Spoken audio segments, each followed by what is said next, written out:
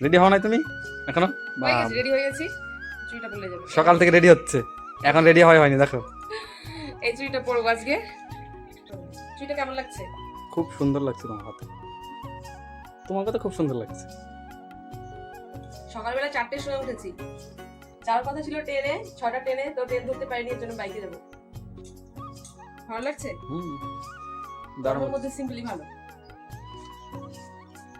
তো আমি finally ready হয়ে গেছি, আর আজকে তোমাদের দাদা ভাই আমাকে এগিয়ে দিতে এসেছে। আর এখান থেকে আমি অটো করে চলে এসেছি বার্নিয়াতে। আর এখানে এসে আমি দেখছি আমার দাদা আর আমার বোন আমার আগে এসে এখানে দাঁড়িয়ে আছে। আর এখান থেকে আমরা দীর্ঘ 1 ঘন্টা জার্নি করে চলে এসেছি কাটোয়া গঙ্গার ঘাটে। আর এখন আমাদের ঘাট পার হয়ে ওই পারে যেতে হবে। সবাই নৌকার জন্য দাঁড়িয়ে আছি। প্রচুর রোদ, তাকানো যাচ্ছে না রোদে। আর এই গরমের মধ্যে না একটাই শান্তি, যে এই গঙ্গার মানে ঘাটে আর কি প্রচণ্ড সুন্দর হাওয়া দিয়েছে, দারুণ হাওয়া। এই গরমে তো একটু এটা একটু শান্তির ব্যাপার। আমাদের নৌকা চলে এসছে,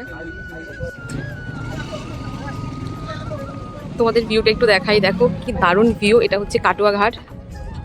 দেখো কাটোয়া ঘাটের নদী, এটা গঙ্গা নদী।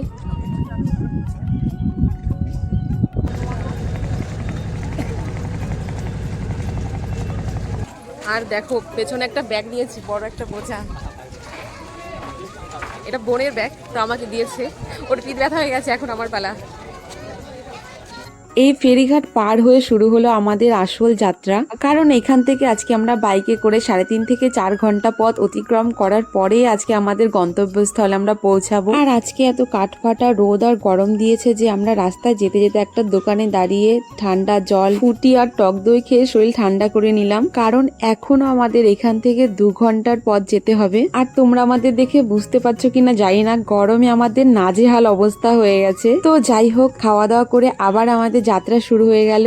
আর জানো তো, চারিদিকে এত সুন্দর সবুজ মাঠ ঘাট দেখতে দেখতে কখন যে আমরা 1 ঘন্টা পথ পাড়ি দিলাম বুঝতেই পারলাম না। আর জানো তো, জীবনে আমি প্রথমবার এতক্ষণ মানে 4 ঘন্টা 4.5 ঘন্টা বাইকে করে কোথাও যাচ্ছি। আর হ্যাঁ, তোমাদের তো বলাই হয়নি আমরা কোথায় যাচ্ছি। আমরা যাচ্ছি আমার মামার বাড়ি বাঁকুড়াতে। আর জানো তো, আমি দীর্ঘ 12 বছর পর এলাম মামার বাড়িতে। আর অবশেষে আমাদের যাত্রা শেষে দীর্ঘ 4.5 ঘন্টা পথ পাড়ি দিয়ে বেলা 2টোর সময় মামা বাড়ি এসে পৌঁছালাম। আর এত গরমে আমাদের অবস্থা একবারে হসপিটালের রুগীর মতো হয়ে গেছে। তো এবার তাড়াতাড়ি গিয়ে ফ্রেশ হয়ে নিই।